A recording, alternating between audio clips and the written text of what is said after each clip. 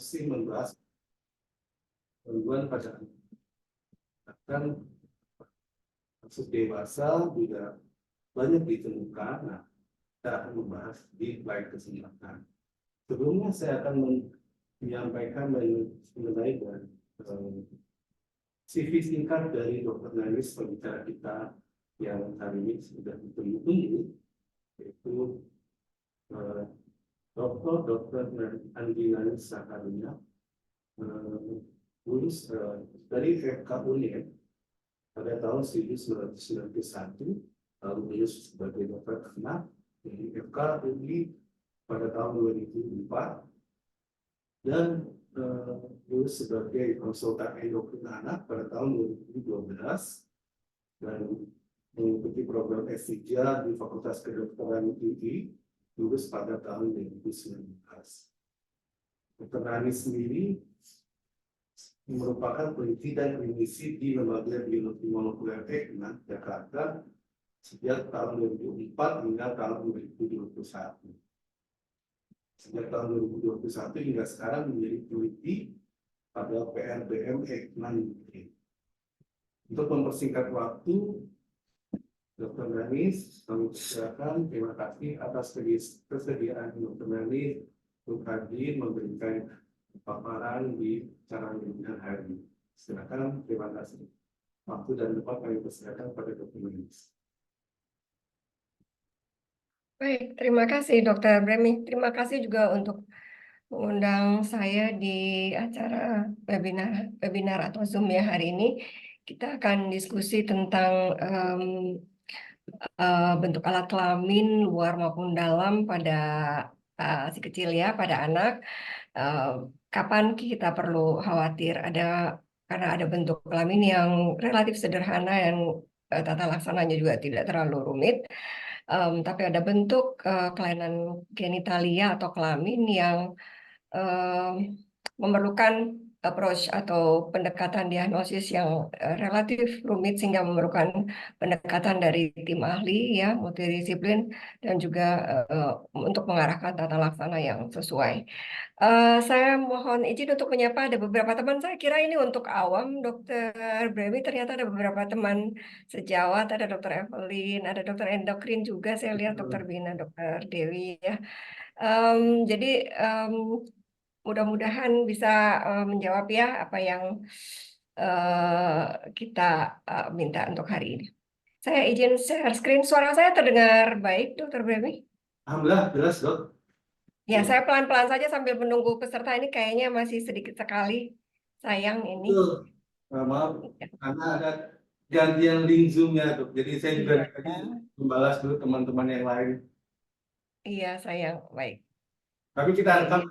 akan sampaikan ke audiens yang lain. Baik. Slide saya sudah terlihat? Ya. Oke. Jadi ini tadi saya yang cerita alat kelamin berbeda, perlukah kita khawatir atau kapan kita perlu khawatir? Kalau kita membantu atau kita di kamar bersalin ya menunggu kelahiran bayi, kita was-was ya. Yang ditanyakan pertama oleh orang tua biasanya bayinya lelaki atau perempuan gitu ya. Bahkan ada orang tua yang nggak mau keluar dulu sebelum anaknya ketahuan lelaki atau perempuan. Jadi ini urgent sebetulnya untuk orang tua untuk mengetahui anaknya yang lahir perempuan atau lelaki. Pada umumnya penolong persalinan kita sebagai dokter yang membantu persalinan itu tidak susah ya untuk menentukan anaknya perempuan ini kelihatannya ya. Saya mohon maaf kalau apa namanya terlihat ada yang gambar-gambar yang sepertinya tidak senonoh, tapi ini untuk pendidikan atau pengetahuan ya biar kita sama ini share untuk pengetahuan karena ini menurut saya atau penting ya kita ketahui karena cukup menjadi masalah di praktek klinis. Dan kalau yang ini lelaki ya, kalau nggak susah ya membedakannya. Ada penis, ada kantong buah sakarnya, terus kelihatan ada buah belir di situ ya, ini lelaki. Kalau yang kiri tidak ada penis, klitorisnya ada, terus ada celah di tengahnya dan juga ada bibir kelamin ya. Ini yang kiri perempuan dan yang kanan lelaki. Saya akan menggambarkan yang bayi yang lelaki ini, yang biru ini lelaki ya, yang pink ini perempuan ya. Itu aja ya biar tidak terlalu sering memperlihatkan kelaminnya. Oke. Nah, kelihatan lagi kelaminnya. Oke. Nah, ini bentuk kelamin yang kiri yang besar itu adalah bentuk kelamin yang khas ya. Jadi ada penisnya, ujung apa namanya lubang kencingnya ada di ujung, terus kemudian kantong sakarnya bagus dengan garis-garis yang relatif lebih berwarna hitam dan juga tidak ada celah di tengahnya ya, menyatu kantong sakarnya. Dan juga kalau kita raba ada buah pelir di dalamnya dua di dalam kantong sakar. Ya, ini bentukan yang seperti itu. Jadi kita harapkan Bapak Ibu kalau apa namanya ada yang lahir dalam keluarganya, pastikan untuk ditentukan jenis kelaminnya dengan dokter memeriksa betul-betul jenis kelamin atau genitalia luar dari anaknya gitu ya. Nah, bentuk yang kecil di bulatan kecil di atas itu em, kita ragu ya, kita nggak bisa, susah. Ini lelaki atau perempuan. Kelihatan seperti ada kantong sakar, tapi kok ada celahnya di tengah, ya nggak sih, terbelah ya. Perempuan karena ada tersebut, tapi kok kantong sakarnya agak bibir kelaminnya kok rela seperti kantong gitu ya, seperti kantong buah sakar. Demikian juga ini mau dibilang penis, tapi kok kelihatan kecil. Ini mau dibilang klitoris atau klentit ya, itu kok kelihatannya lebih besar. Jadi kita sulit membedakan. Biasanya yang untuk seperti ini kita bilang genitalia ambigu atau saya tidak menganjurkan untuk disebut dengan kelamin ganda. Kita bilang saja ambigu atau sulit ditentukan ya.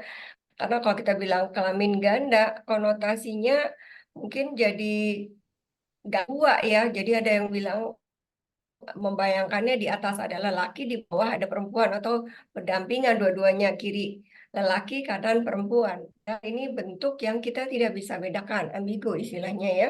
Jadi kita nggak bisa bedakan apakah ini lelaki atau perempuan. Ini kita lihat lagi dari penampakan yang berbeda. Em, kita lihat ya dari seperti kantong sakar, tapi ada celah di tengahnya. Terus kemudian ini lubangnya tidak persis, lubang kencingnya tidak persis di ujung. Ya, anaknya kelihatan kencingnya dari lubang yang ada di sini. Dan hanya ada satu lubang. Kalaupun ini perempuan, harusnya kan kalau perempuan ada dua lubang gitu ya. Nah, ini juga bentuknya kelamin yang berbeda, anak yang berbeda. Ini juga lubang kencingnya tidak di ujung, tapi ada di tengah, meskipun kita lihat kantong sakarnya menyatu ya. Oke. Nah, ini juga seperti perempuan, ini variasi perempuan, tetapi ternyata ada, kalau diraba ada apa namanya, benjolan gitu ya. Jadi seperti kok ada testisnya, ada buah pelirnya di situ gitu. Nah, bentuk seperti itu atau memang tidak ada sama sekali, tapi terus nanti kita periksa kok ada analisis kromosom yang berbeda dari harapan gitu ya. Oke, nah kok lagi. Nah, nanti ini yang menjadi bahan diskusi kita. Kita akan diskusi tentang bagaimana jenis kelamin atau sistem reproduksi ya. Kalau jenis kelamin kan hanya perempuan, lelaki dan bentuk kelamin luar dan dalam, tapi ini berhubungan dengan juga sistem reproduksi. Bagaimana kita em, apa namanya punya anak kemudian mempunyai keturunan ya, berhubungan dengan kesuburan juga. Terus kemudian bagaimana peran molekular dalam hal itu. Terus bentuk klinis kelainan genital yang perlu kita periksa lebih lanjut, jadi perlu diawasi oleh Bapak Ibu sekalian. Oh ini saya harus lebih hati-hati gitu ya. Yang ini oke nggak apa-apa, yang ini harus lebih intensif pemeriksaannya. Dan apa saja pemeriksaan lanjutan yang mungkin dilakukan oleh dokter. Sebetulnya mau dibilang jarang, kasus-kasus seperti ini ya memang jarang, tapi apa ya, kalau kita ketemu jadi benar-benar jadi ternyata penting gitu karena tidak semua klinisi atau dokter yang dihadapi itu siap gitu ya menerima kasus-kasus seperti ini. Jadi mungkin awareness atau keperhatian dari Bapak Ibu juga perlu ya kalau kebetulan mendapatkan di lingkungannya atau kebetulan dalam keluarganya juga menjumpai kasus yang seperti ini. Karena muncul di media massa atau di koran ini ya saya dapatkan dari salah satu website ini kebetulan datang waktu itu ke lembaga yang saya bekerja sebelumnya. Ini dia anak umur kalau nggak salah umur 12-13 tahun awalnya dibesarkan sebagai perempuan tapi pada saat dia masuk pubertas dia merasa dirinya lelaki gitu ya. Ternyata ada perubahan fisik ya menjadi maco gitu ya, ada kumis, suaranya menjadi berat. Ini bukan anak yang mengada-ngada ya, jadi jangan samakan dengan anak yang transgender ya, yang sebetulnya dia betul secara biologis perempuan terus merasa jadi lelaki. Tapi ini betul ada perubahan fisik ya, jadi memang dia tidak minum, tidak mengkonsumsi hormon, testosteron, tapi memang ada perubahan. Ada kumis, suaranya jadi berubah, dan juga dia melihat kelaminnya jadi berubah. Awalnya seperti perempuan, tapi ternyata penisnya tumbuh, ada seperti penis yang tumbuh, dan juga ada yang menggelantung di selangkangannya, dan itu seperti buah pelir. Jadi dia mulai ragu akan jenis kelaminnya, dan ini dia datang untuk konsul dan kita periksa kromosom dan lain-lain akhirnya gitu ya. Nah ini juga tidak hanya di Indonesia, di seluruh dunia kasus-kasus seperti ini muncul gitu ya. Kita ingat ini tahun 2009. Nah, ini biasanya memang ada beberapa yang datang juga dari dunia olahraga ya. Karena ini menjadi masalah orang orang kok jadi kuat banget nih seperti masuk di apa namanya? Perempuan ya, pemain perempuan, olahraga perempuan kok fisiknya seperti lelaki. Nah, ini salah satu apa namanya Caster Semenya, dia dari Afrika Selatan ya, yang dia bolak-balik diprotes sama teman-teman segrupnya yang bertanding dengan dia, ini kok kayaknya laki-laki. Dan akhirnya dia diperiksa oleh komite ya. Oke, kita tidak diberitahu hasilnya, tapi setahu saya kemudian dia tidak ikut lagi pada pertandingan. Nah, ini kalau ada teman yang mengikuti pernah heboh juga ini tahun 2008 ya, ada perceraian karena pasangannya merasa ditipu. Lelaki ya, terus ternyata ada payudaranya. Ini kemudian ketahui dia adalah XXY atau sindrom Klinefelter. Jadi kasus-kasus yang muncul-muncul di ini kita tahu orang membicarakan ya, oh ini termasuk kasus-kasus yang dengan kelamin yang berbeda dan sebetulnya merupakan kasus genetik atau kromosomal. Ini yang lain kasusnya di mana di Jawa Barat ya, yang akhirnya periksa di Rumah Sakit Hasan Sadikin. Ya. Ini tentang kita harus masuk ke bagaimana jenis kelamin atau sistem reproduksi itu dibentuk, ditentukan dan kemudian berkembang. Secara umum seharusnya, jadi pada umumnya jalur yang terjadi adalah kalau kita tahu proses pembuahan ya, sel telur bersatu dengan sel sperma kan ya. Sel sperma yang menentukan sebetulnya jenis kelamin.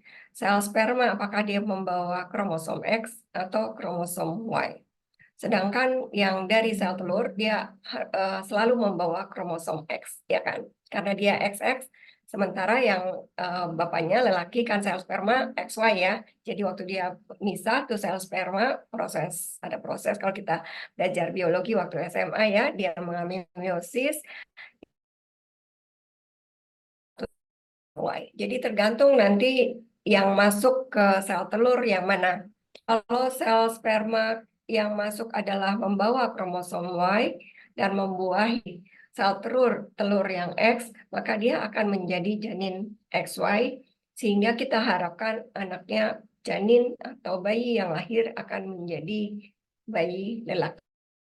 Sedangkan kalau sel sperma yang membawa kromosom X yang berhasil membuahi sel telur dengan kromosom X, maka janinnya akan mempunyai kromosom, wah salah nih, yang bawah tuh XX ya, warnanya udah benar, tulisannya salah, janin XX, sehingga kita harapkan janinnya adalah janin XX dan yang bayi yang lahir adalah bayi perempuan, bayi XX dengan bentuk kelamin perempuan. Ini yang umumnya terjadi. Tapi ada bentuk yang mengalami penyimpangan. Yang namanya sebetulnya prosesnya tidak sesingkat ini atau tidak sesederhana ini, tapi melibatkan banyak sekali proses molekular, proses hormonal, proses enzimatik, sehingga dalam rangkaian proses itu sangat mungkin terjadi kesalahan atau penyimpangan, sehingga proses yang harusnya terjadi seperti ini terjadi penyimpangan. Itu yang kita nanti sebut dengan disorders of sex development atau gangguan pembentukan jenis kelamin atau sistem reproduksi. Saya minta maaf karena istrinya bahasa Inggris ya, karena kita masih belum mendapatkan istilah baku yang tepat untuk bahasa Indonesianya ya. Jadi saya singkat dengan DSD ya, yang bentuk yang kompleks seperti itu ya. Oke, untuk ini gambar janin ya, masih usia 8-9 minggu. Bentuk kelaminnya itu atau bukan bentuk kelamin, tapi kelenjar kelaminnya itu masih belum bisa kita bedakan. Dia masih bisa berbentuk, bisa jadi apa namanya testis, bisa jadi indung telur, ya. Jadi masih bipotensial, artinya bisa berubah menjadi lelaki atau perempuan. Nah, ini nanti ditentukan oleh kromosom tadi ya. Jadi pada saat pembuahan yang bergabung X dengan Y atau X dengan XX.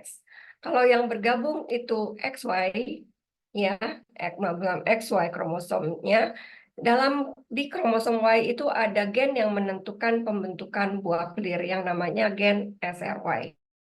Gen SRY inilah yang menentukan, oh akan jadi kayak tombol ya, tombol on off lampu tuh. Kalau gen SRY ada, tombol on untuk jadi buah pelir jalan, itu ya. On nyala tuh lampunya. Oke, sekarang gen SRY ada, buah pelir terbentuk. Buah pelir terbentuk. Nah, kalau nggak ada gen SRY-nya, kromosomnya XX, tombolnya akan jadi off ya, mati, nggak terbentuk buah pelir, yang terbentuk adalah indung telur. Nah, kalau terjadi buah pelir, terbentuk buah pelir dengan adanya gen SRY tadi, buah pelir akan mengeluarkan hormon testosteron, hormon lelaki ya, sehingga terbentuklah ini, nggak usah dihafalkan, ini bentuk kelamin dalam untuk bayi atau janin dan bayi laki-laki ya. Ada hormon juga yang dikeluarkan oleh buah pelir sehingga saluran yang akan menjadi rahim dan lain-lain itu akan mengecil dan tidak berkembang. Ya, jadi tidak akan ada rahim kalau ada buah pelir. Nah, bayinya akan menjadi lelaki dengan saluran-saluran genital, alat kelamin dalamnya, ada prostat dan lain-lain ya, dan juga ada testis nanti yang akan turun. Nah, kalau perempuan yang tidak punya gen SRY tadi, dia akan mengeluarkan, indung telurnya akan mengeluarkan hormon perempuan, hormon estrogen, progesteron, dan juga karena tidak ada hormon yang OAMH yang tidak dikeluarkan tadi, sehingga pembentukan alat kelamin dalam perempuan, rahim, tubanya, vaginanya, itu terbentuk semua, sehingga terjadi janin perempuan yang lahir adalah bayi perempuan dengan alat kelamin yang lengkap ya. Nah, ini yang normal tadi ya. Jadi pada pembentukan tadi ada proses penentuannya untuk jenis kelamin dan ada proses pembedaan. Dua proses ini sangat ditentukan oleh tadi kromosomnya ya, XY, XX, dan gen. Dan kalau gen SRY-nya tidak terbentuk, meskipun kromosomnya XY, anaknya jadi perempuan juga. Tapi ada kekurangannya, dia tidak akan punya indung telur karena dia langsung masuk ke sini ya.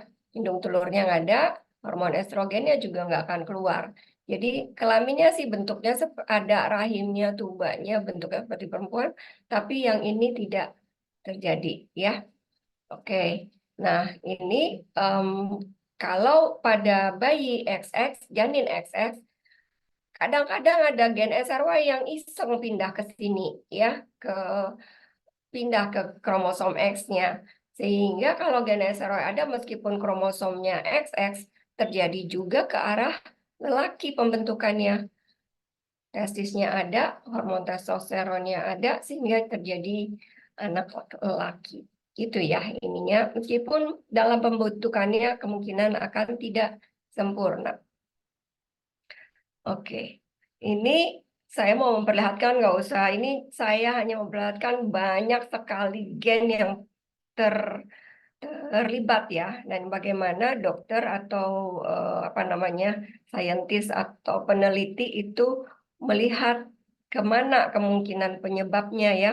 Ini pentingnya adalah untuk memberitahukan orang tua ya, anaknya kelaminnya berbeda seperti ini karena apa gitu ya. Apakah ada nanti juga kemungkinan anak berikutnya akan seperti ini. Nah, nanti juga untuk menentukan ini akan lebih apa namanya, lebih sesuai untuk menjadi perempuan atau lelaki di kemudian harinya, ini yang nanti dipelajari oleh baik dari tim yang memeriksa dan juga dari peneliti yang memeriksa molekularnya, genetiknya ya. Oke. Nah, bentuk kelaminnya yang macam-macam yang datang itu bentuknya sangat bervariasi ya. Pada waktu bayi anak, ini bentuk-bentuk kelamin yang saya tulis di sini adalah bentuk kelamin yang kita perlu waspadai.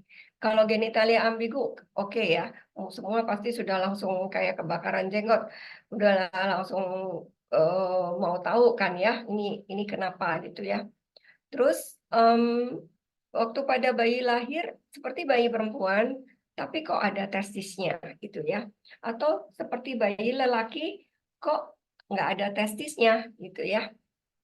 Terus anak perempuan, ini kadang dikira hernia tuh. Bayi perempuan kayak ada benjolan dan seringkali dikira hernia ke dokter, dikira hernia diangkat, ternyata isinya testis. Ya, nanti udah kadung diangkat. Padahal itu testis. Nah, ini harus hati-hati. Jadi kayak begini-begini memang memerlukan sangat-sangat pemeriksaan yang teliti dan juga dokternya juga harus betul-betul teliti dan tidak menggampangkan ya. Ya semuanya, kalau anak perempuan jarang sekali terjadi hernia dan bentuk hernianya berbeda dengan hernia pada anak lelaki ya. Jadi ini harus betul-betul diperiksa. Pembesaran klitoris. Jadi hati-hati ya, meskipun kelihatannya hernia, ternyata diangkat, bukan hernia. Ini buah pelir ternyata isinya. Atau ada pembesaran klitoris, atau kita sebut dunia kedokteran bilangnya klitoromegali ya. Jadi klitorisnya itu nanti saya lihatkan ukuran normalnya kelihatannya lebih besar dari normal. Lubang kencing pada anak laki-laki tidak di ujung penis. Tadi saya sudah lihatkan gambarnya ya, ada di batang penisnya, ada di pangkalnya, atau malah di lebih bawah lagi. Atau ada anak laki-laki pubertasnya lebih cepat. Oke. Jadi kalau anak laki-laki kan umur 9 tahun paling cepat dia mulai puber, tapi kalau ini mulai kelihatan jenggot, suaranya mulai berubah dan penisnya udah mulai besar di usia misalnya 3 tahun, 6 tahun gitu ya. Nah, itu datang periksa. Kalau ini tadi seperti yang tadi ya, ada anak perempuan dibesarkan pada saat pubertas kok jadi maskulin, badannya jadi maco, suaranya jadi berubah. Ini juga sering kita dapatkan. Tadi kejadiannya pada olahragawati juga bisa begitu ya. Kok badannya yang ini, yang lainnya badannya langsing mulus. Kalau yang ini kok maco ya, yang pemain misalnya pemain voli ya. Oh dia yang ini kok kuat banget kayak anak laki gitu ya. Terus kemudian pubertas terlambat pada anak perempuan. Ini biasa juga jadi anak perempuan yang tidak tumbuh payudara, anak perempuan yang tidak menstruasi. Atau sebaliknya, anak lelaki kok tumbuh payudara. Ya, memang ada variasi normal, tapi bisa juga merupakan suatu indikasi kelainan. Infertilitas pada lelaki. Ya, jadi seperti lelaki normal, tapi pada saat ini kita ketemunya pasti pada masa dewasa ya. Jadi ini bentuk-bentuk yang kita perlu apa namanya segera periksa. Jadi kadang sekali ada clinician atau apa ya apa ya, tenaga kesehatan yang dikonsulkan itu menggampangkan atau apa namanya ya, kayak kalau bahasa Indonesianya, bahasa Jawa itu nyelimur. Jadi mengalihkan perhatian, gampang gitu ya, nggak apa-apa gitu ya. Nanti aja, nanti dia akan lebih jelas Bu. Saya relatif sering dapat seperti itu. Nanti aja gampang, nanti umur 1-2 tahun toh nanti akan berubah, akan lebih jelas. Tunggu aja dulu gitu.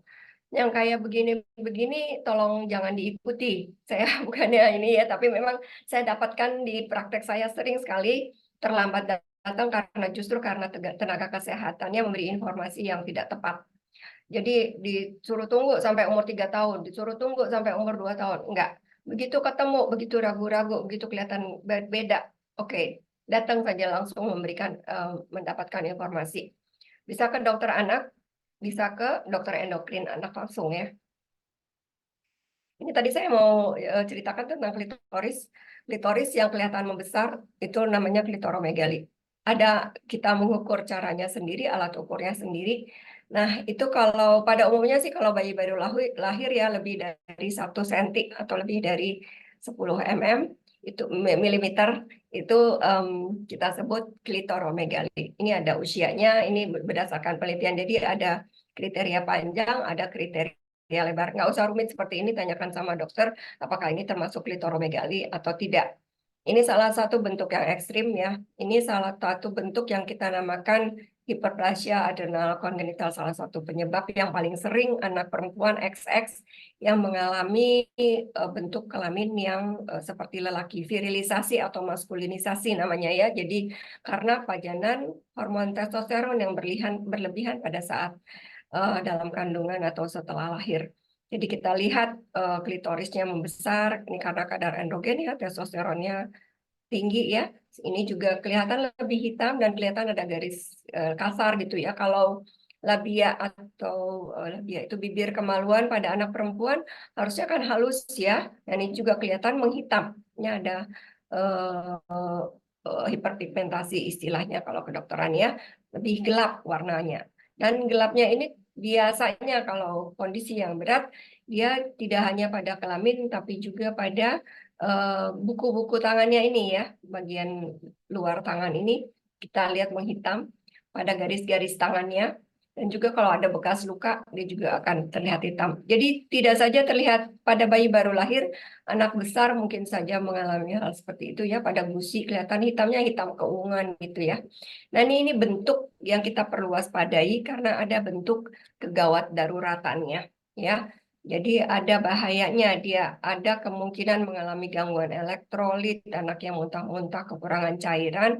Gangguan elektrolit itu bisa natriumnya sangat rendah, garamnya sangat rendah, sehingga anaknya mengalami kejang, penurunan kesadaran, koma, dan dapat kalau terlambat atau salah diagnosis, salah terapi, nggak tepat terapinya, terlambat terdiagnosis, anaknya bisa meninggal. Jadi kadang hanya dikira muntah-muntah biasa ya, jadi diagnosisnya juga dibilangnya muntah karena dehidrasi atau karena diare lah. Ternyata penyebabnya sebetulnya ini, jadi sebetulnya ada tapi tidak terdiagnosis dengan baik. Oke, nah ini bentuk yang lain, bayi atau anak perempuan dengan benjolan pada bibir kemaluan ya. Kelihatannya bibir kemaluan ada, tapi ini pasien saya ya, datang umur kalau nggak salah umur 3 bulan 4 bulan ya, ada buah pelir teraba di situ. Ini karena ketemunya karena eh, reseptor, jadi selnya itu tidak berespon baik terhadap hormon testosteron. Ini juga sama. Ini kelainan yang lain lagi bentuknya. Nah, ini anak umur 12-13 tahun yang saya bilang tadi, dia dibesarkan sebagai perempuan, tapi terus mengalami perubahan seperti lelaki ya, maco dia, dan tidak ada payudara yang muncul, terus dia merasa ada buah pelir yang tumbuh ya, dan penisnya membesar. Ini perempuan umur sekitar 20-21 tahun yang juga tidak tumbuh payudara. Kita lihat yang kiri sama kanan sama ya, tidak ada payudara tapi bentuk badannya beda ya. Yang ini maco, maskulin, yang ini bentuknya seperti perempuan. Ini bentuk. Jadi sebetulnya diagnosisnya beda, tapi klinis datangnya sama. tidak menstruasi, tidak tumbuh payudara.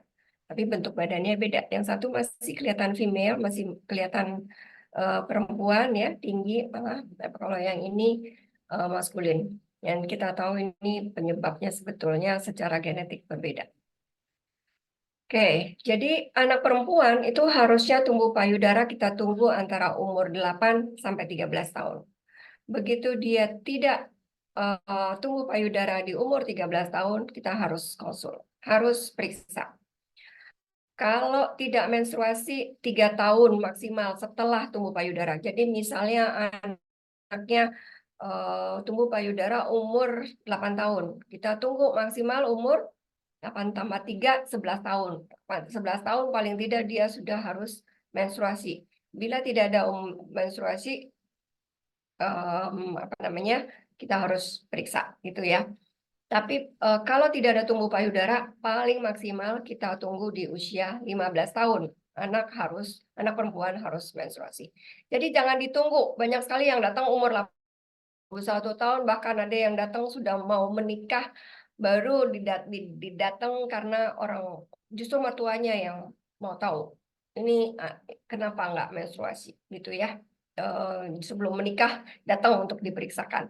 Itu kan kasusnya sudah agak-agak terlambat, bahkan ada datang sudah dengan tumor di perutnya karena sebetulnya ada anak perempuan yang ada testis yang di dalam yang tidak turun yang sudah berubah menjadi kanker ya. Jadi jangan ditunggu. Jangan datang kalau ada yang bilang nanti juga mens, enggak ya. Umur 3 tahun sesudah payudara tumbuh nggak ada, konsul. Usia 15 tahun tidak ada menstruasi, konsul. Umur 13 tahun tidak ada payudara, konsul. Oke. Nah, ini bentuk yang relatif lebih tidak kompleks. Anak perempuan apa namanya? Tertutup lubang vaginanya. Ini biasanya karena iritasi saja ya, tidak apa namanya, tidak atau kotor higienanya ya, sehingga ada anak sensitif sehingga celahnya itu harusnya terbuka, dia tertutup. Tapi ada bentuk yang harus tetap waspada ya. Kalau ada infeksi saluran kemih berkurang, kalau dia kencingnya sakit, atau ada bentuk yang seperti kelebihan androgen. Ya, jadi ada lebih hitam kah, lebih merah kah, atau klitorisnya lebih besar, atau ada buah pelir malah yang teraba. Nah, itu harus diperiksa. Ini tentang anak lelaki sekarang. Waktunya saya minta maaf ya, dokter, saya kelamaan nggak? Pelan-pelan ini. Jadi ini bentuk penis yang sering datang konsul ya. Ini bentuk yang biasanya kita anggap tidak terlalu serius ya.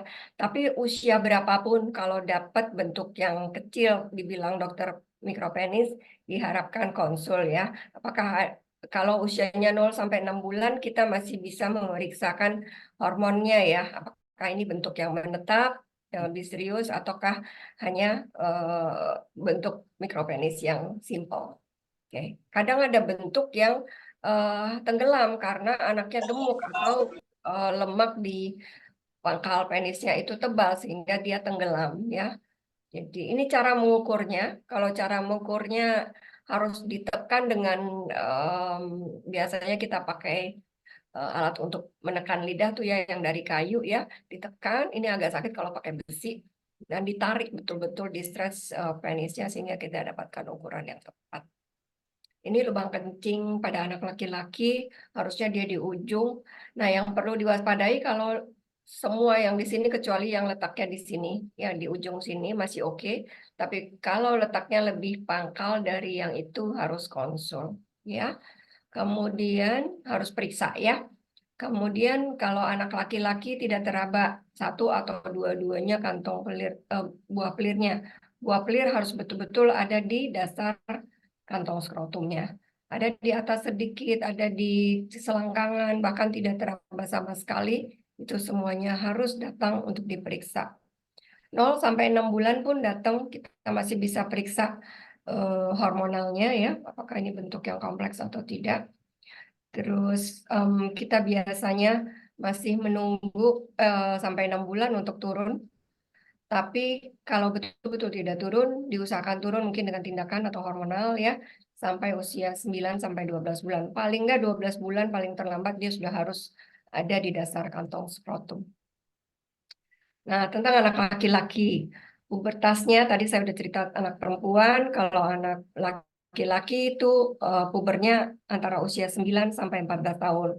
Jadi kalau ada terjadi tanda-tanda pubertas di bawah usia 9 tahun, ada ukuran testisnya kelihatan membesar lebih dari 4 mili, penisnya membesar, ada bulu yang muncul, ada perubahan suara atau tumbuh kumis. Nah, itu harus dikonsulkan ya kalau usianya lebih kurang dari 9 tahun. Atau ada tumbuh payudara atau kita sebut ginekomasti. Biasanya memang ada masa-masa anak laki-laki yang kita bilang varian normal, itu memang biasa muncul seperti pembesaran payudara yang baru lahir atau sampai 2 tahun. Tapi harusnya dia tidak membesar ya, jadi nggak boleh progresif makin lama makin besar, atau ada tanda-tanda yang lain ya, ada genitalia yang meragukan. Nah, di usia pubertas harusnya kalau memang ada ginekomasti, harusnya ada tanda pubertas yang lain. Kalau dalam 3 bulan ada payudara membesar tapi nggak muncul tanda pubertas yang lain, harus diperiksakan. Atau malah keluar air susu atau diameternya terlalu besar. Ini cara periksanya ya. Ini kadang suka dikira tumor. Pada anak perempuan juga begitu ya. Sekarang sering anak perempuan datang umur 7-8 tahun dikonsulkan ke kita karena nyeri di payudara dikira tumor, sudah di USG segala macam, ternyata payudaranya tumbuh. Jadi sebetulnya kalau teliti meriksanya kita bisa membedakan dengan hanya perabaan dan tidak perlu USG sebetulnya untuk membedakan ini pembesaran payudara apa namanya breast budding atau karena tumor. Ini tadi yang sebut sindrom Klinefelter karena kelainan kromosom. Harusnya kan kalau laki-laki itu XY ya, kalau perempuan XX ini bentuk kromosom yang di kanan atas itu ya, yang dilingkari. Nah, itu harusnya XY kalau lelaki. Tapi ini dia ketambahan satu, XXY. Nah, ini menyebabkan kelainan. Anaknya kelihatan lelaki tapi kurus, ginekomasti, jadi ada pembesaran payudara. Dan biasanya juga ini infertil ya, tidak subur ya. Testisnya akan kelihatan kecil.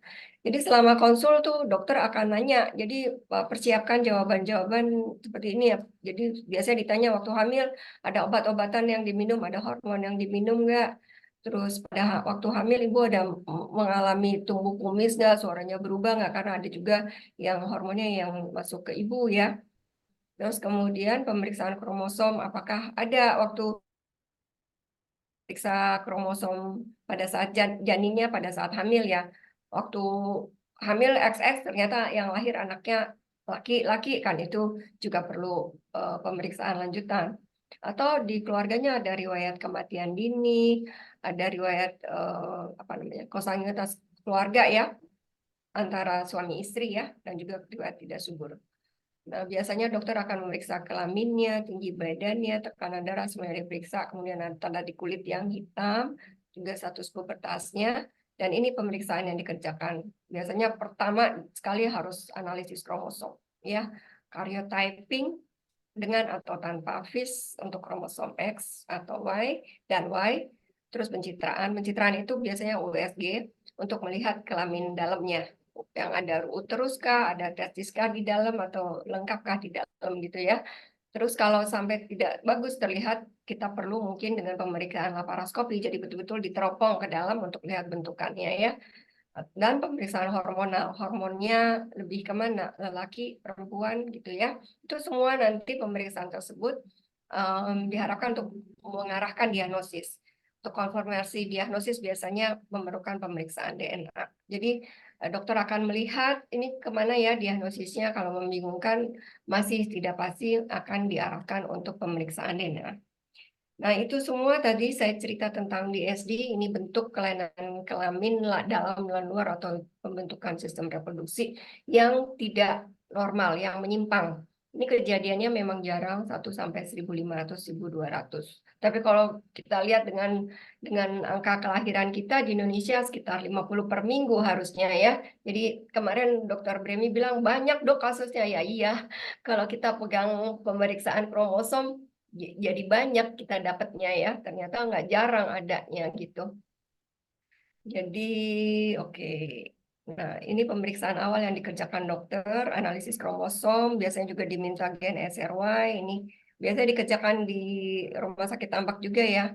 Terus USG kelamin dalam, terus hormon dan elektrolit, dan pemeriksaan lanjutan untuk melihat betul-betul kelamin dalamnya ya. Ini biasanya cepat kita kerjakan, apalagi untuk bayi-bayi baru lahir yang biasanya orang tuanya pengen tahu cepat. 48 jam pertama sudah diperiksa dan bila diperlukan kita periksa DNA. Ini pemeriksaan genetik yang dikerjakan. Ini saya hanya mau lihat gambarannya biar apa namanya kebayang ya. Kalau kromosom karyotyping itu yang ini kelihatan nggak kursor saya ya? Kita akan memetakan kromosom yang ada 23 pasang ya. Ini seperti buku ya. Ceritanya kalau kita baca kalau buku resep tuh ya untuk bikin kue, ini kayak buku resepnya itu ya. Ada 46 buku untuk membuat janin anak kita gitu ya. Nah, ini di dalamnya ada tulisan-tulisan yang kita namakan DNA. Jadi misalnya untuk bikin kue red velvet misalnya ya, kue bolu. Nah, itu ada tulisannya berapa telur, 4 telur, terigu berapa. Nah, itu yang akan diperiksa secara DNA nanti beda. Nah, ini FIS, ini untuk menandai sebetulnya kita mau periksa kromosom X dan Y saja. Jadi kromosom X-nya kita tandain, yang X warna merah misalnya, yang Y warna hijau. Nah, ini kita beri warna, terus kita lihat di mikroskop pewarna, sehingga kita tahu, oh yang warna hijau ada berapa. Ini kayaknya kromosom X-nya ada 2 ya, XX. Ini kayaknya jadi perempuan gitu ya, ini hasil pemeriksaan FIS-nya. Nah, yang lebih teliti lagi dengan microarray. Ini melihat kelainan kromosom yang lebih pendek-pendek, lebih kecil-kecil. Kalau karyotyping tadi strukturnya yang lebih besar, ya, jadi lebih detail lagi. Nah, ini kita masuk ke tulisannya yang di dalam buku tadi. Ini telurnya, kalau telurnya tadi keganti harusnya 4 telur terus keganti apa namanya 4 keganti misalnya dengan 3 telur, toh kuenya nggak jadi. Misalnya harusnya pakai tepung terigu keganti jadi tepung ketan. Nah, ini juga dibaca, bukan ini analoginya ya. Jadi ada huruf-huruf yang dibaca, keganti hurufnya, kodenya jadi berbeda, proteinnya yang jadi juga berbeda, sehingga enzim yang harusnya terbentuk itu akan salah diinterpretasi. Ya, ini model-modelnya saja ya yang kita kerjakan biasanya. Ya, ini kromosom, ini FIS, yang di bawah ini kita lihat kan ya huruf-hurufnya, terus ini yang bawah yang kuning ini yang atas normal, yang pasien ternyata ada hilang. Ya, itu bentukannya eh, pembacaan DNA. Kenapa sih harus sampai sebegitunya gitu ya detailnya? Biasanya tidak satu dokter yang menangani. Biasanya perlu diskusi beberapa dokter. Ada dokter anak, ada dokter ahli molekular, ahli biologi, terus kemudian ada dokter radiologi, ada dokter bedah, ada dokter urologi, ada dokter obgyn. Semuanya berkumpul, psikiatri ya, psikolog, untuk berkumpul untuk menentukan ini ke arah mana diagnosisnya, pemeriksaan apa yang kita perlukan, terus kemudian kita mengambil kesimpulan diagnosisnya akhirnya apa, menentukan jadi lelaki atau perempuan. Itu ya semua didiskusikan bersama dengan orang tua. Kalau anaknya sudah bisa menentukan sendiri, bersama dengan anaknya, itu ya. Ini juga untuk mencegah kegawat daruratan tadi yang saya sebutkan, juga untuk mencegah adanya gangguan psikososial ya. Kadang anak dalam perkembangannya mengalami bingung gender. Ini badan saya kok seperti ini, kok saya rasanya begini, itu sering sekali, dan kadang ada beberapa yang jadi bunuh diri. Terus kemudian kan nggak enak juga, awalnya dibesarkan perempuan, terus pada saat kemudian dia harus mengganti lagi menjadi lelaki, itu kan lingkungan yang akan bertanya-tanya ya, ini kenapa jadi dari perempuan kok jadi laki-laki, sehingga dia menarik diri, nggak mau sekolah ya, malah pindah rumah, nggak pede ya. Dan juga cegah keganasan. Buah pelir yang tidak berkembang atau indung telur yang tidak berkembang yang ada di dalam perut itu berisiko untuk menjadi kanker. Dan itu kita hindari. Terus fungsi reproduksi di kemudian hari. Jadi kita menentukan jenis kelamin itu dengan memikirkan semua ini. Jadi kemungkinan nanti paling bagus dia nanti fungsi reproduksinya, kesuburannya jadi lelaki atau perempuan. Paling memungkinkan jadi lelaki atau perempuan itu semua dipertimbangkan. Oke, jadi ini untuk pesan terakhirnya ya. Kalau untuk diingat-ingat, jadi memang kalau kelainan bentuk genitalia itu ada relatif sering ya. Kemudian perlu kita bedakan bentuk sederhana atau bentuk yang kompleks atau DSD. Yang DSD ini memerlukan pemeriksaan lanjutan, pemeriksaan macam-macam termasuk molekular untuk memastikan penyebabnya dan memerlukan tim ahli untuk menentukan diagnosis dan tata laksana, menentukan cara dibesarkannya perempuan atau lelaki ya, terus kemudian ini untuk menghindari semua kondisi-kondisi yang tidak diinginkan. Itu mungkin dari saya. Terima kasih untuk perhatiannya. Assalamualaikum warahmatullahi wabarakatuh. Waalaikumsalam. Terima kasih Dokter Andi Denis atas paparannya yang sangat menarik sekali, yang sangat mengedukasi kita semua. Selanjutnya izin dok kita masuk ke sesi tanya jawab. Pak, ini akan banyak pertanyaan dari audiens ya. Sebelum dimulai tadi sudah banyak pertanyaan. Ya, mungkin pertanyaan pertama ini kita beri kesempatan kepada, silakan jika ada pertanyaan yang sudah raise hand, ya bisa langsung open mic, jadi di unmute, jadi langsung bertanya langsung ke dokter Hans. Silakan. Banyak sejawat ya saya lihat ya. Betul, dok. Jadi juga ke grup apa? Ke grup-grup dokter, jadi banyak sejawat juga yang mengikuti. Ada yang dari Bandung, dari Dari Unhas banyak nih. ya dari mana-mana kayaknya dok ini. Iya, jika belum ada pertanyaan, saya mungkin yang bertanya dok. Jadi, Silakan. ya, jadi sebenarnya untuk kasus-kasus ini, apakah hanya pada kasus anak saja atau dewasa juga tuh? Karena kalau kita lihat di kasus-kasus dewasa itu juga banyak. Jadi pada kasus misalnya dari obgyn itu kan kadang-kadang ada kasus misalnya amanowai primer bahkan yang sudah menikah gitu ya. Nah ini tata laksananya juga apakah kita satu tim dengan pediatrik dan lain sebagainya. Silakan dok. Oh ya sebelumnya, nah ini ada pertanyaan juga dari Ibu Vini. Silakan open mic, unmute, jadi memperkenalkan diri lalu bertanya dengan jurnalis. Silakan Ibu Vini. Iya dok, kedengaran. Ya, Ibu Vini silakan langsung ke dokter Nanis.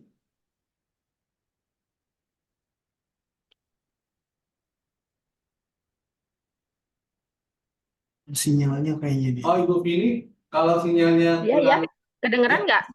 oh iya kurang. Ya silakan Ibu Vini, silakan.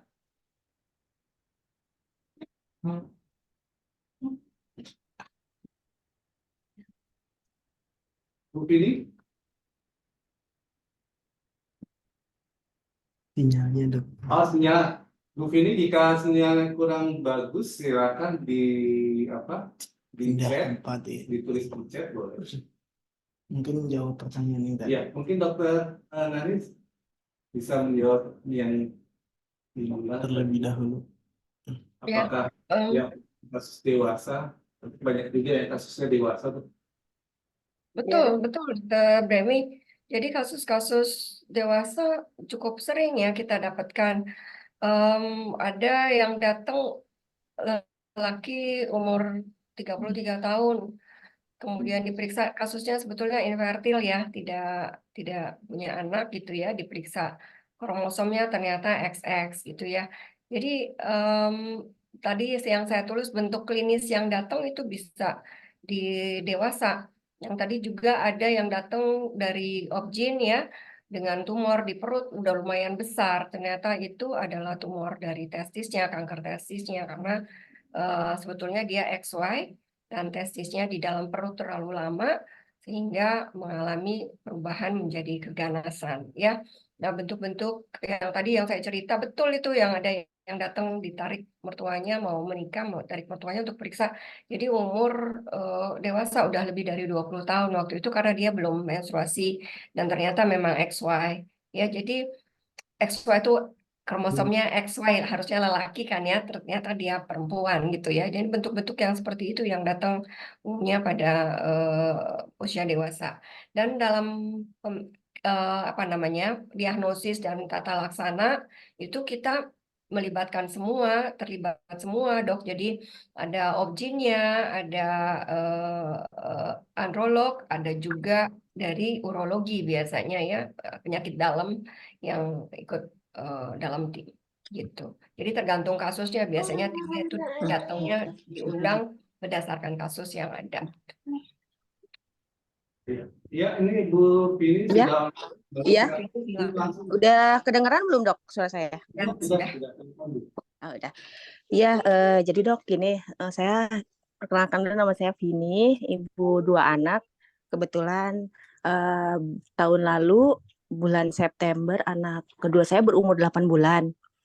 Kebetulan lahirnya juga di Tambak juga. Nah, saya baru tahu tuh setelah malam-malam saya cek kedua anak saya nih mau ngebersihin daerah vagina anak saya, ternyata lubangnya ini ketutup. Anak kedua saya ini lubang yang buat jalur haid itu loh dok, yang tadi dokter sempat jelasin juga. Nah, Ya. terus saya sempat cek ke dokter kan, dokter anak. Lalu kata dokternya, ibu ini ada 2 kemungkinan karena yang dokter bilang tadi juga iritasi atau bawaan lahir. Nah, dokternya sempat nanya juga ke saya, ibu baru ngeh katanya gitu. Iya dok, kebetulan anak saya dari 6 bulan kan udah berdiri, jadi dia udah nggak dicebokin lewat pakai tisu basah gitu. Dia langsung berdiri dicebokinnya, saya mungkin nggak ngeh. Terus ini kalau emang ibu kira-kira ngeh nggak pas lahir katanya gitu.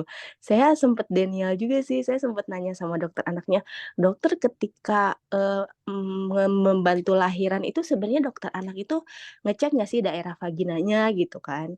Nah, saya sempet denial gitu dok, jadi kayak terus dokter sebagai dokter anak ngecek nggak? Kalau saya sih udah pasti ngecek katanya gitu. Nah, ya terus udah kayak gitu dokternya bilang ya udah Bu dicek aja di USG takutnya tidak maksudnya perkembangannya nggak sempurna gitu. Jadi diceklah dok di USG dan lain sebagainya. Alhamdulillah rahimnya ada. Takutnya memang nggak ada rahimnya, nggak ada saluran tubanya katanya gitu. Diceklah lalu kata dokternya ini antara 2 ya Bu, dia juga mungkin bingung ya antara iritasi sama ini.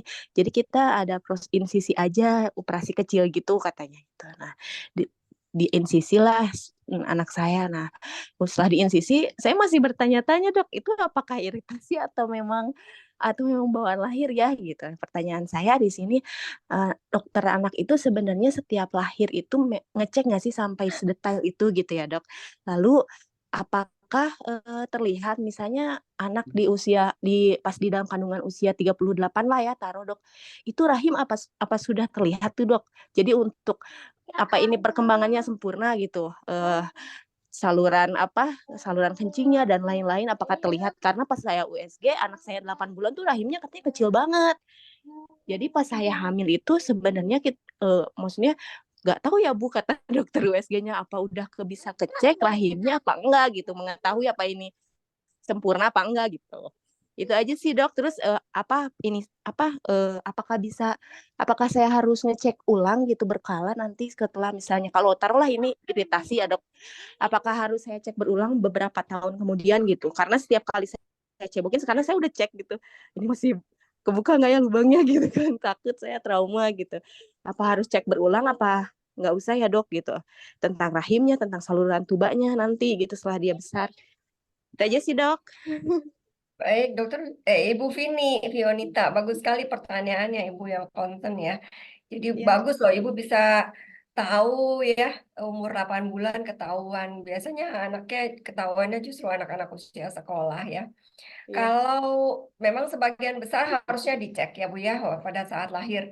Kalau dokter anaknya atau dokter yang memeriksa terlewat memeriksa, biasanya pada saat anak mau dimandi tuh semuanya dicek dari ujung kepala sampai ke ujung kaki. Betul-betul dilihat perinci. Ya, jadi betul-betul semuanya dilihat apa ada biru-biru, ada marka, tanda lahir itu semuanya diberitahukan ke orang tua.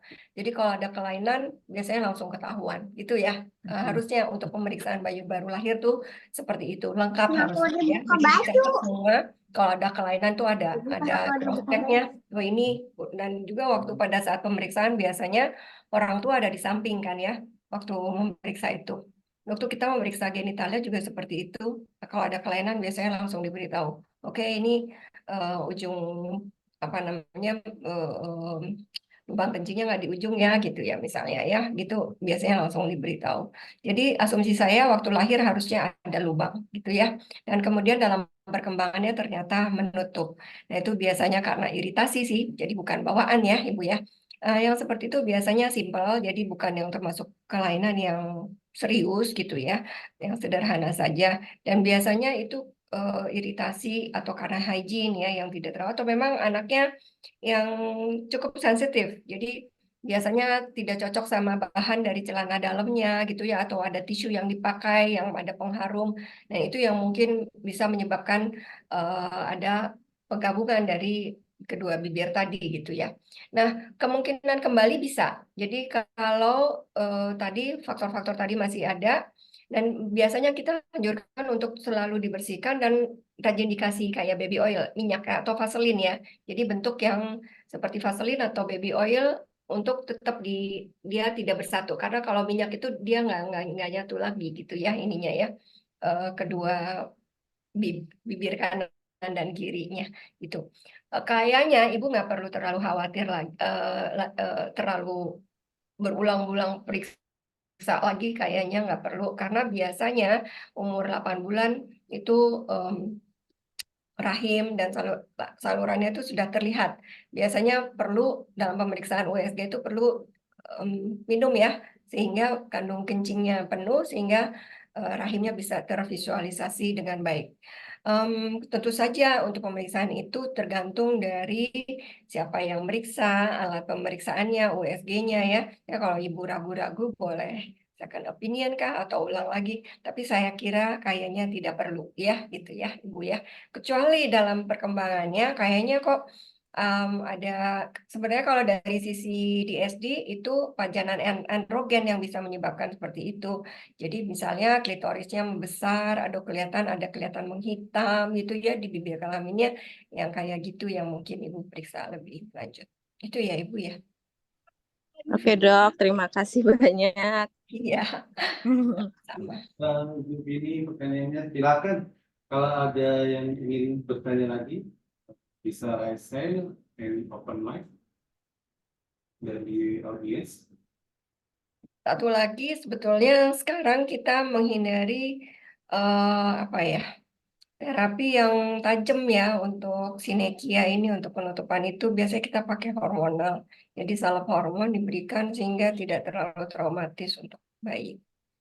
Terima kasih Dokter Dani. Ya, pada audiens silakan raise hand atau open mic.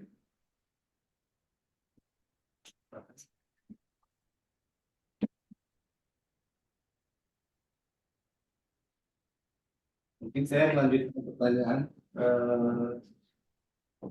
kepada Dokter Nanis. Gitu. Dok, sebenarnya ini kalau yang kita lihat di media sosial ya, jadi sekarang ini sebenarnya banyak kasus-kasus yang secara kasat mata kita sudah melihat, oh ini kasus di AIDS.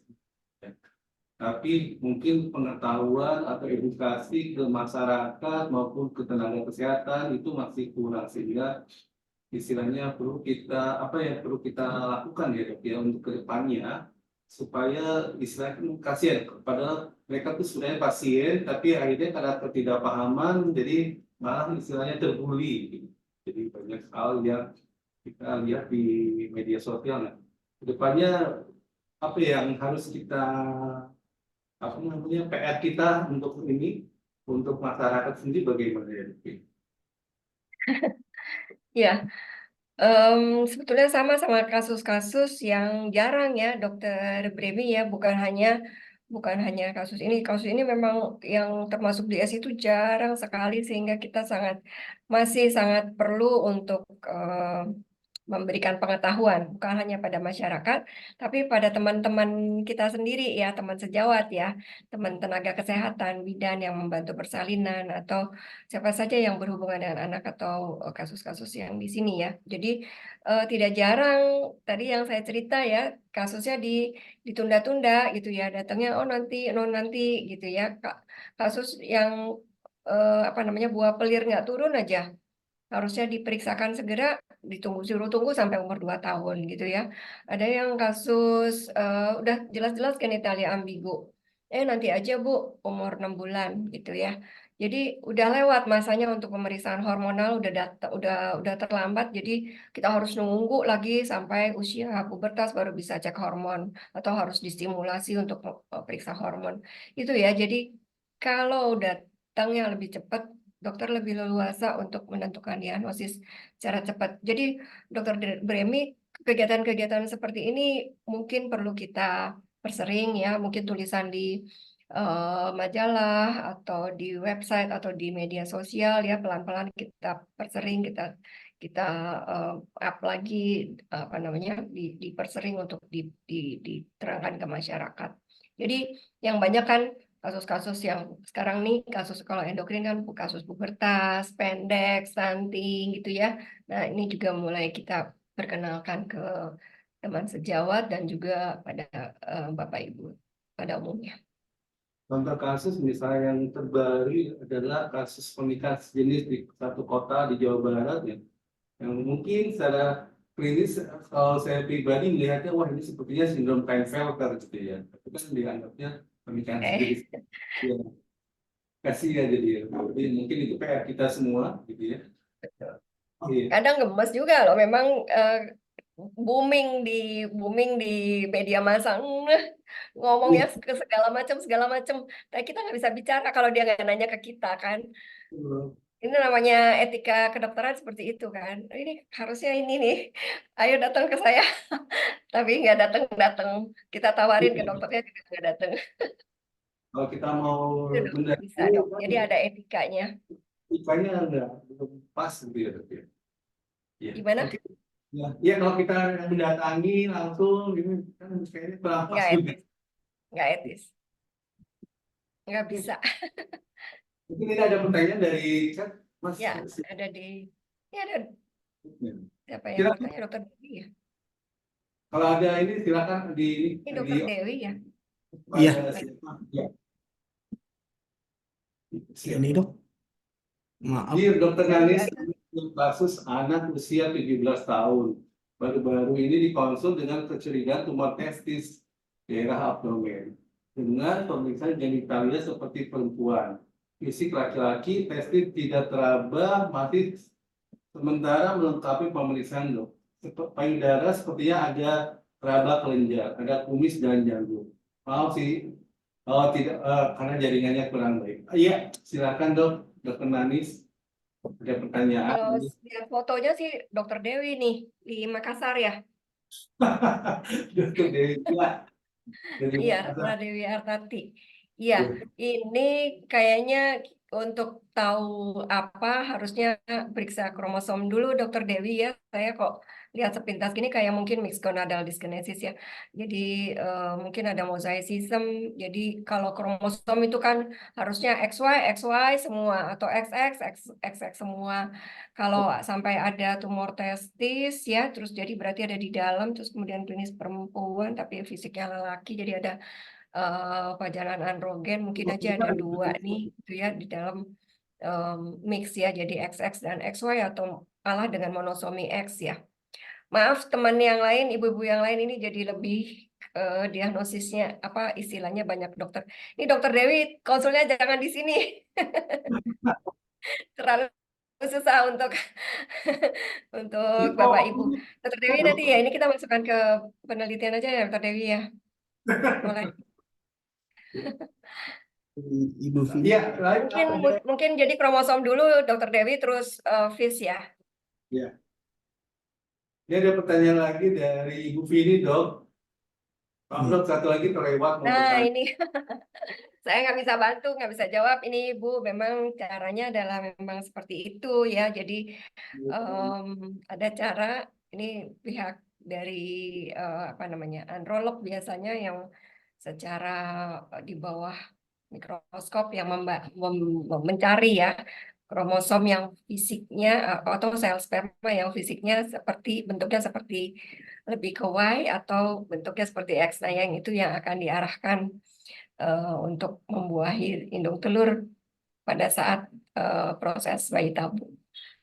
Saya tidak punya jawaban Ibu untuk pertanyaan Ibu Vini nih untuk Iya. cara lain selain bayi tabung. Iya. Oke. Silakan Bapak Ibu jika ada pertanyaan tambahan, monggo ada Dokter Nani bisa bertanya langsung ke narasumbernya. Ya, yang teman sejawat yang pertanyaannya konsul susah, langsung aja WA ya, tidak di sini. Kasihan ibu-ibu bapak yang lain. Tapi nggak apa-apa, Selamat Dok. siang, Ya, silakan. izin dok saya Evira Putri Cahya. Ah, Izin ini dokter juga dokter Nanis. ini. Bukan dok. Oh iya, bukan. Oh iya, Assalamualaikum Evira, dokter. sorry. Iya dok, Iya, iya, iya.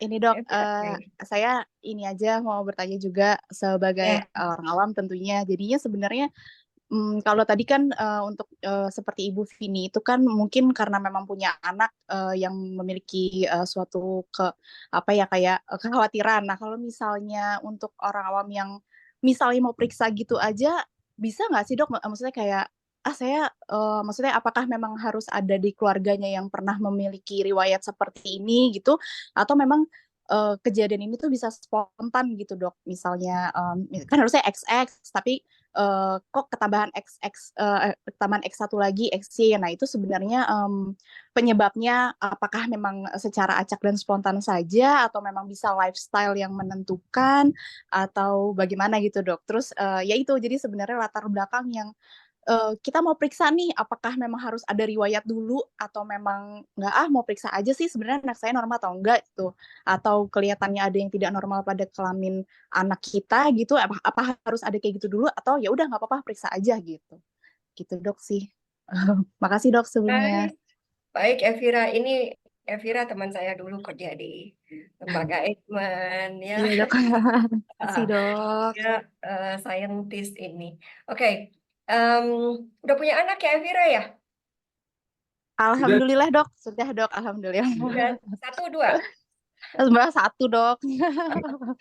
Belum ketemu Oke. dokter lagi nih. Iya, Ya, iya. makasih dok. Jadi gini, em, kalau kita tahu ya di SD tadi ya, ada yang disebabkan karena kelainan kromosom, ada yang disebabkan karena kelainan genetik ya, DNA ya di situ maksudnya. Nah, yang DNA ini mungkin diturunkan ya, sebagian besar diturunkan. Nah, yang kromosomal itu biasanya tidak diturunkan ya, yang Klinefelter, yang misgonadal dyskinesis, yang mozaik XO, XY, XX, dan segala macam kelainan struktural di kromosom X itu tidak diturunkan. Jadi tidak harus ada riwayat keluarga yang mengalami hal yang serupa gitu ya ininya ya. Nah, kalau seperti hiperplasia kongenital adrenal itu HK ya, itu memang diturunkan secara autosomal resesif. Artinya kedua orang tua membawa gen yang salah ya. Dan biasanya itu tidak muncul di satu generasi itu terus orang di generasi orang tuanya terus anaknya ada. Itu biasanya lengkap beberapa langkah baru ada. Nah, kalau keluarganya tidak besar, biasanya tidak kelihatan atau tidak terjadi perkawinan sedarah ya. Itu biasanya tidak susah sekali untuk mendapatkan riwayat pada keluarga. Jadi kalau kita dapatkan ada kelainan dan kita curigai, itu diperiksakan. Kita juga tidak bisa serta-merta, oh tetangga saya kayak gitu, jangan-jangan saya begini. nggak bisa dong, harus ada indikasinya ya. Tiba-tiba itu kan juga harus nyuntik anaknya ya kan. Itu kita nggak mengerjakan sesuatu yang tidak perlu gitu ya ininya ya. Jadi berdasarkan indikasi semua kalau di dunia kedokteran. Gitu Mbak Evira. Iya, terima kasih Dokter Anis, terima kasih Dokter Bemi. Oke. Makasih Mbak Vira, si Dokter Nani. Silakan Bapak Ibu, mungkin satu atau dua pertanyaan terakhir sebelum kita menutup acara ini. Silakan. Karena Dokter Nanis mungkin kita kedepannya akan lebih sering memberi edukasi mengenai PST ini ya. Karena Betul. kasusnya kayaknya banyak sebenarnya kalau di lapangan. Saya sendiri di Bandung sendiri per hari itu rata-rata selalu ada 2-3 pasien baru itu selalu ada. Jadi Ya. eh, Tiap di hari itu bisa tanda tangan 5 kan ya, 5 situ minimal. ya Mm. pasti ada. Jadi sebenarnya kasusnya banyak ya. Lalu kalau yang saya tangkap adalah masyarakat itu masih bingung dan masih merasa tabu untuk Betul. konsul, ya, untuk konsul, melakukan perawatan lanjutan, nah itu juga karena terkait dengan stigma dan lain sebagainya. Sehingga Betul. mungkin ya kita perlu lebih memberi edukasi di situ. Betul. Ya daripada hidup ragu-ragu ya, daripada bertanya-tanya terus, lebih baik dipastikan gitu ya, ada jalannya sehingga kita pasti ini kita mau kemana gitu ya. Ini laki atau perempuan, jangan berjalan tanpa kepastian gitu ya. Ada beberapa apa namanya teman atau pasien yang datang akhirnya lega sekali karena eh, berhasil mendapatkan konfirmasi ini kamu lelaki gitu ya. Jadi udah dia hidup sebagai lelaki, jadi kita mengarahkannya eh, lelaki dan dia jadi lebih nyaman gitu ya. Jadi Betul. semua keraguan-raguan yang terjadi sebelumnya jadi lepas gitu. Jadi ya memang utamanya adalah secara sosial dan psikologis ya yang perhatian. Oh, ya. Silakan Bapak Ibu, jika memang ada pertanyaan terakhir sebelum kita akhiri acara ini. Mungkin sebagai penutup saya membuat summary dari hari ini, yaitu pentingnya deteksi dini ya dari anak kita yang baru lahir. Jadi earlier is better ya. Jadi semakin dini semakin baik karena istilahnya dokter lebih bisa melakukan eksplorasi untuk diagnostik dan perawatan. Kalau telat atau lambat itu sudah mencakup wilayah permasalahan sosial juga, hukum juga. Jika sudah dibuat akte kelahiran dan lain sebagainya itu tentu kasusnya akan lebih berat. Jadi yang tadi disampaikan oleh Dr. Nanis, earlier is better ya. Jadi semakin cepat semakin dini itu terdiagnosis semakin baik. Lalu berikutnya adalah kita ke depannya akan lebih sering mengedukasi masyarakat, lalu tenaga kesehatan utamanya di lapangan untuk dapat mengenal jenis kelamin dari bayi baru lahir. Mungkin itu yang bisa saya sampaikan. Sebelumnya, terima kasih kepada Dr. Nanis. Dr. Nanis ini guru saya juga untuk di SD. Jadi terima kasih Dr. Nanis kesediaannya untuk mengisi acara webinar. Insya Allah kita depannya akan lebih sering lagi melakukan edukasi-edukasi ke masyarakat. Terima kasih pada audiens semuanya. Mohon maaf atas ketidaknyamanan di awal acara dikarenakan penggantian link Zoom. Depannya insya Allah kita akan lebih baik lagi. Sekian, terima kasih kepada Rumah Sakit Tambak yang sudah memfasilitasi acara webinar ini. Semoga apa yang telah disampaikan, apa yang kita sudah jalani selama webinar ini bermanfaat untuk kita semua, barokah untuk kita semua.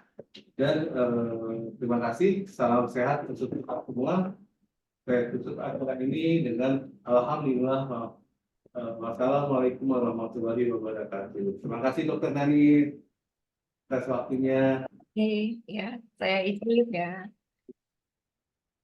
Assalamualaikum warahmatullahi wabarakatuh. Izin pamit Dokter Nanis. Salam.